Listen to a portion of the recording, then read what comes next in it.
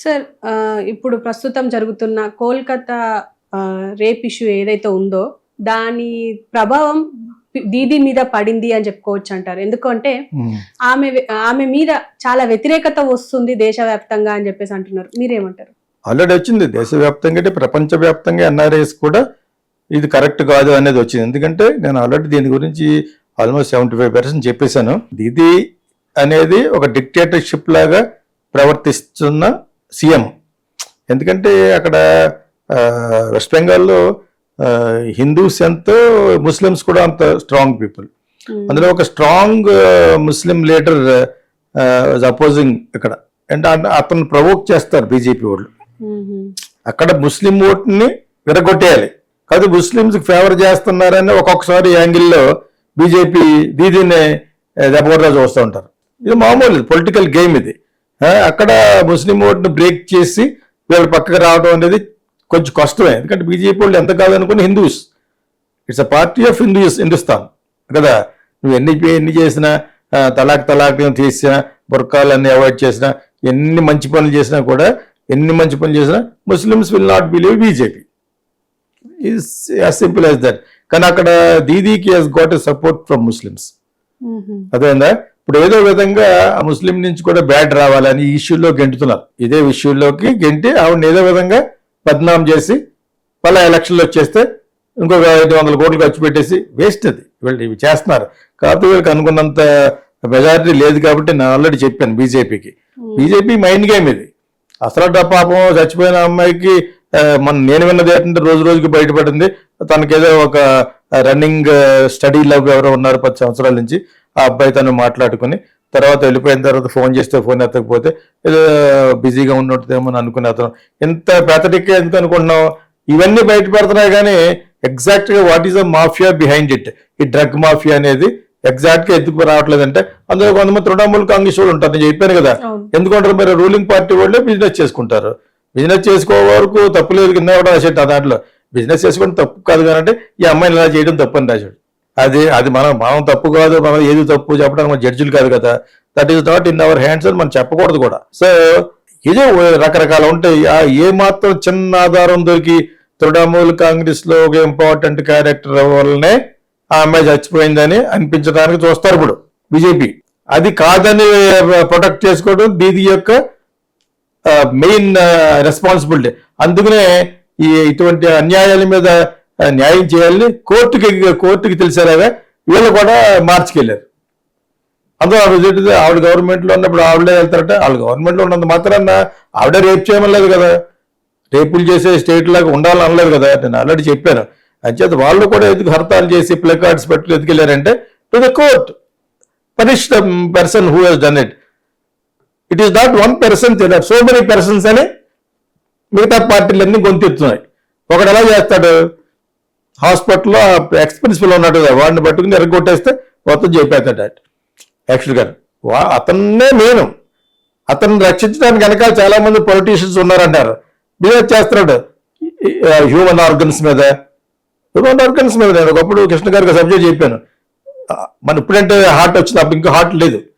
Heart, kidney అన్ని కూడా ఇవ్వచ్చు, అన్ని కూడా స్టోర్ చేసి పంపించవచ్చు. ఒక కార్నియా ఒకటే 6 గంటల కంటే ఎక్కువ ఉండదు, స్టోర్ చేయడానికి ఉండదు. నేను దాని మీద ఇచ్చాను కోకిల. మీకు అర్థమైనప్పుడు హార్ట్ కూడా ఎక్కువ చేయకు ఉండదు, వెంటనే చేయాలి. అంటే కొన్ని కోట్లు ఇచ్చేవాళ్ళు ఉన్నారు.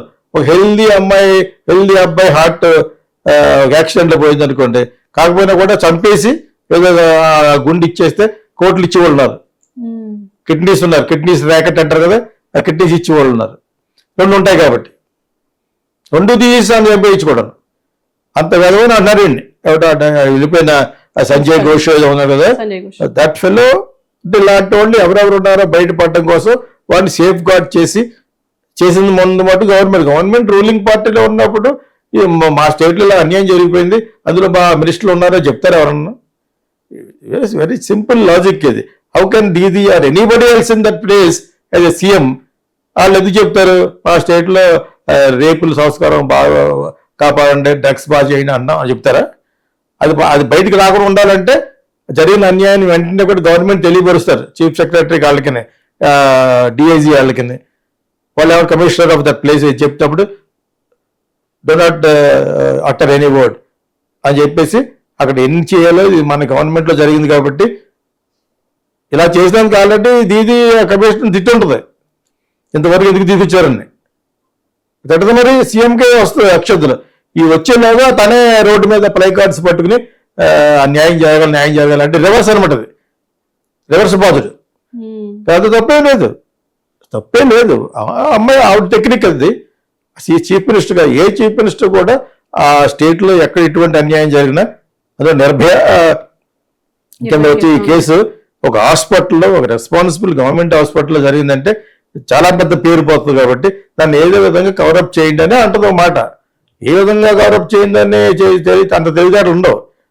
దీదీగా ఉండవు ఎవరికి ఉండవు కాకపోతే ఏంటి అనేది తప్పగా అయ్యో మన వాళ్ళు ఇద్దరు ముగ్గురు ఉన్నవాళ్ళు వాళ్ళ ఎంపీ ఈ ఎంపీ అందులో మీ బంధువు కూడా అవుతాడు రిలేషన్ వాళ్ళు ఎవడో అంటారు అది కానీ అందుకుంటుంది ఎక్కడో గడ్డిపోవచ్చులాగా ఉంటారు కదా రిలేషన్షిప్ ఆ విధంగా రిలేషన్ కలిపేసి దీదీకి మేనల్డ్ ఎవడో ఉన్నాడు వెనకాల చెప్తున్నారు ఒక వాదన సో ఇవన్నీ రాకుండా ఉండాలంటే government has to safeguard this own skin ఎలాగంటే వాళ్ళకి మొత్తం గవర్నమెంట్ పడిపోతుంది బికాజ్ ఒక 1 month బ్యాకే పార్లమెంట్లో అమిత్ షాని వెళ్ళిన మోడీ గారిని ఏకేశారు వాళ్ళు ఎవరు వాళ్ళ తృణమూల్ కాంగ్రెస్ ఎంపీస్ చాలా గట్టిగా మాట్లాడారు వాళ్ళతో పాటు ఏఎంకే మాట్లాడింది అపోజిషన్ ఎవరెవరితో ఉన్నారో అందరూ కూడా బాగా మాట్లాడడానికి ఎందుకు ధైర్యం వచ్చిందంటే ఈసారి ఎక్కువ సీట్లు రాలేదు 250కి బిలో వచ్చినాయి వాళ్ళకి అంచేత ఎక్కువ మాట్లాడడానికి వాళ్ళకి ధైర్యం ఎలా వచ్చిందంటే బికాస్ ఆఫ్ బెంగాలీస్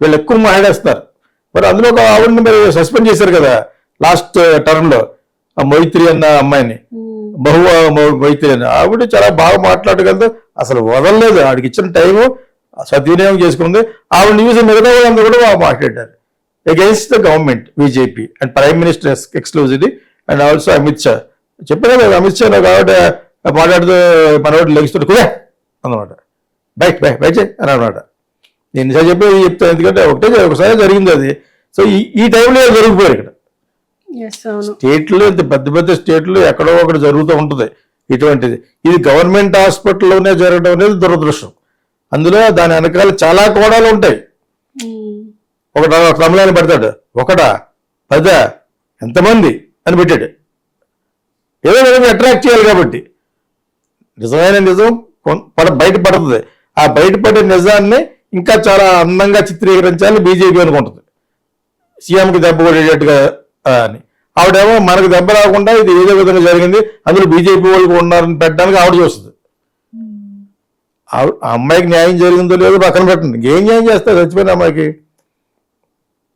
ఇలాగా థర్డ్ పర్సన్ ఒక 5-6 కోట్లు ఇచ్చి 2-3 కోట్లు ఇచ్చి మాఫీ చేయడానికి చూస్తారు వాటి మీద కూడా వేస్తుంది గవర్నమెంట్ రూలింగ్ పార్టీ ఇక్కడ బీజేపీ కాబట్టి అంచేత ఆ డబ్బులు ఇవ్వటం కూడా ఎలాగ ఇవ్వాలనేది చూస్తూ ఉంటారు ఇప్పుడు పేరెంట్స్కి ఇప్పుడు కర్ణాటకలో ఒక కన్నడ స్టార్ మీద పెట్టారా మరి మళ్ళీ ఎందుకు ఆడుకుంటలేదు మాఫీ అయిపోతుంది సర్దేసి ఉంటారు అది ఎవడో ఆర్డినరీ ఫిలిం చంపేశారు ఇంటికాడికి 1 కోటి 2 కోట్లు ఇస్తుంటారు ఇదే జరుగుద్ది ముందు అందరూ బస్ పెడతారు వీళ్ళందరూ పెట్టేవాళ్ళందరూ ఎందుకు వాళ్ళ వ్యూవర్షిప్ గురించి నిజంగా న్యాయం జరిగే యూట్యూబ్ ఛానల్ ఏమన్నా చెప్పండి బాబు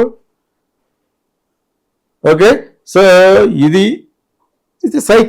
సైకిల్ ఆఫ్ అట్రాసిటీస్ జరుగుతూనే ఉంటాయి ఇది కూడా కొంతకాలంగా మర్చిపోవడం వెనకాల ఉన్న కోణం ఉంటుంది అది యాక్చువల్గా వాళ్ళకి ఫేవరబుల్గానే చేస్తారు చచ్చిపోయి అది కూడా భయపడతారు వాళ్ళు ఎందుకంటే బీజేపీ చాలా పెద్ద కళ్ళతో చూస్తూ ఉంటుంది డ్రోన్ కెమెరా తోటి వాళ్ళు ఇటుగా వెళ్తున్నారా ఇటుగా ఉంటుంది అక్కడ వాళ్ళకి తప్పించుకొని వాళ్ళకి చేయాలంటే ఏంటి మొబైల్స్ అవి కూడా ట్యాప్ చేస్తారు న్యాయం చేయడం అంటే ఏదో విధంగా అమ్మాయి చేయాలి అమ్మాయికి న్యాయం జరగనివ్వరు వాళ్ళు బీజేపీ వీళ్ళు న్యాయం చేయడానికి చూస్తారు న్యాయం అంటే డబ్బులు ఇస్తారు పేరెంట్స్ ఇంకేం ఇవ్వగలరు మన నిజంగా ప్రాక్టికల్గా మాట్లాడుకుంటే ఏం ఇవ్వగలరు చచ్చిపోయిన వ్యక్తికి తప్పే ఇవ్వగలరు తప్పు అయిపోయిందని డైరెక్ట్గా కూడా ఇవ్వలేరు వాళ్ళు ఇస్తే వాళ్ళు పడుకుంటారు వీళ్ళు చేశారు కాబట్టి వీళ్ళు ఇస్తారంటారు అదేందా సో యాక్చువల్గా అన్యాయం జరిగిన అమ్మాయికి న్యాయం జరగాలంటే ఇటువంటి ఏ అరేంజ్మెంట్ కొంతకాలం తర్వాత జరుగుద్ది అది కూడా చాలా సీక్రెట్గా జరుగుద్ది ఓకే సార్ థ్యాంక్ యూ